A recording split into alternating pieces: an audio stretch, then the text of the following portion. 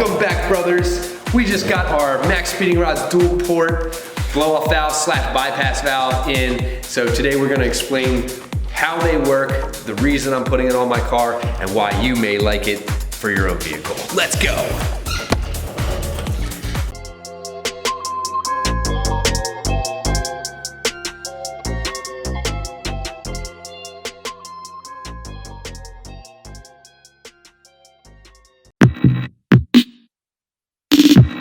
Every manufacturer has a different name for a bypass valve. Subaru's is a bypass valve, the Volkswagen's is a recirculation valve, and they have other names that are very similar to that, but they're all doing the same exact thing. So what is a bypass valve? Essentially, it is the valve that takes the boost pressure from the intake and reroutes it back to the before the turbo pipe so that it relieves that pressure when you're out of the throttle so it won't damage any of the components on your engine. And the way it specifically works on this valve is the boost pressure is on the valve here, and once you're actually out of the throttle, the boost pressure pushes this open and then recirculates out of this portion of the valve back into before the turbo to relieve that pressure, but continue the train of flow to keep your turbo spinning. So specifically on my Subaru, the the bypass valve is located right on the intercooler here. And then the hose, once it's actually releasing the boost pressure, is right here on the side of it here. And the hose goes down around underneath the throttle body. And then you can see right on that hose, that is the recirculation hose going back into the turbo inlet and back into the turbo. And it creates a continuous loop until you get back in the throttle, then it closes that again and throws all the boost into the motor. So in case you guys are curious about how these actually work, we're gonna go ahead and disassemble it and show you the inner parts. It's actually really simple. So this one specifically just unscrews from the top until we get violent. Then you have the top, you got the big old spring, and you have the piston itself. And these are all lubed up so that it slides nice and smooth in the cylinder. So it's pretty simple. It just has this big cylinder and a smaller cylinder that goes inside of it. And then this spring is what actually holds the valve closed when under boost. With this port on top, there's actually a boost reference that is applied to the top of the spring and the top of the piston. So it keeps the piston closed and doesn't allow the boost to open the valve from too much boost. But once you get out of the throttle, the boost reference disappears and is no longer pushing on the top. So then the boost has enough pressure to push in from the bottom and open up the valve like you see here. And all the air can then travel through the recirculation hose back to the front of the turbo. And then not until you put the throttle back on, then the spring will push down again and close the valve, and then you have boost running into the engine again. Now that you understand how bypass valve works, the blow-off valve is a totally different situation. So instead of it recirculating into the track before the turbo, it actually escapes into the atmosphere, and that's where you get all the whooshing, swooshing, you know, the awesome Fast and the Furious turbo noises, whatever. This is the boy that makes it happen.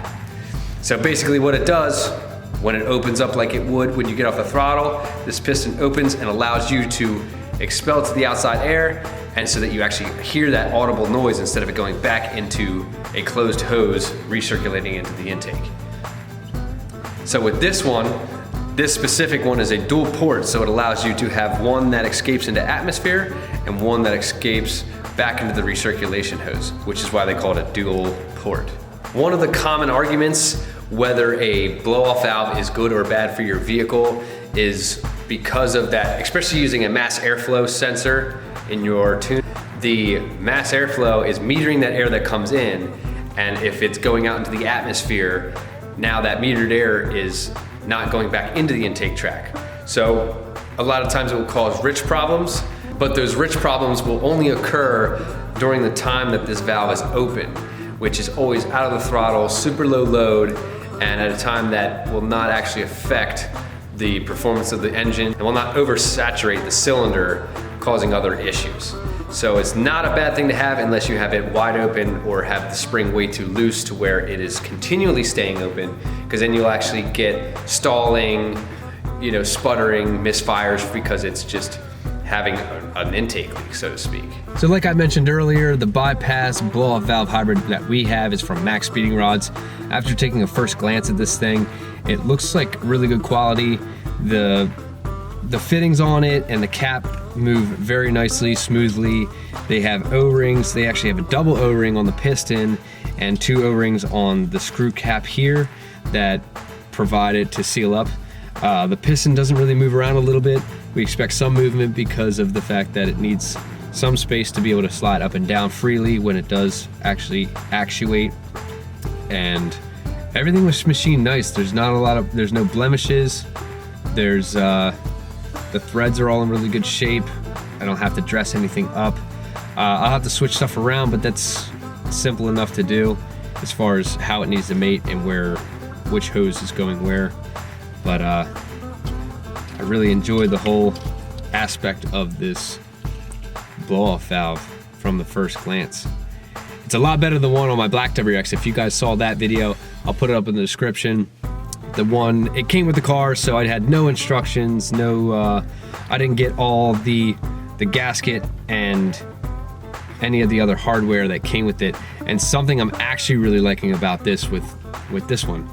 Follow me, I'll show you. So the piece that I really like that this came with is a cap.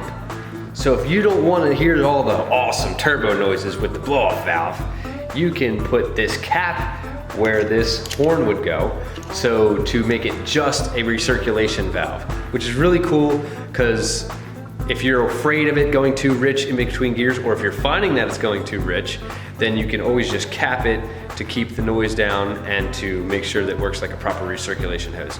So as opposed to a $300 one from Cobb, as you all know probably, this one is 40 bucks and you can make it do the same thing. So just literally throw that out, and then this caps right in here. As soon as I get in there. Cross-thread it. Yep. Nature's Loctite. And then thread it in there, and now it's just a recirculation valve. Plain and simple. So that is one thing I really like about this. That's got me excited. If you guys have never heard of Maxpeeding Rods, they are a company that's becoming fairly large, and they cover every car that we have on the channel here. The Subaru, the V70R, and 370Z, and the G37, which you haven't seen the G37, but they cover a lot of stuff. Their main parts are connecting rods and turbos is what they sell the most of, and they actually sponsor a couple race teams and individual racers, drifters of those kinds. Go ahead and check them out. I'll put a link to their website down below so you can see all the parts that they have. And I'm very anxious to try some more of their stuff out. It is very cheap, so at first glance you may wonder, is it any good quality? But I'm hearing good things about it, and I'm starting to try out their products to see for myself. So that's gonna wrap up today's video. I hope you enjoyed it, and I hope you got some good content out of this. Please feel free to comment below, ask questions. I always like answering them. Like and subscribe to the channel if you want to see some more content like this and watch the install of this and how to adjust it. Other than that, we are gonna get after it, and I will see you on the next one.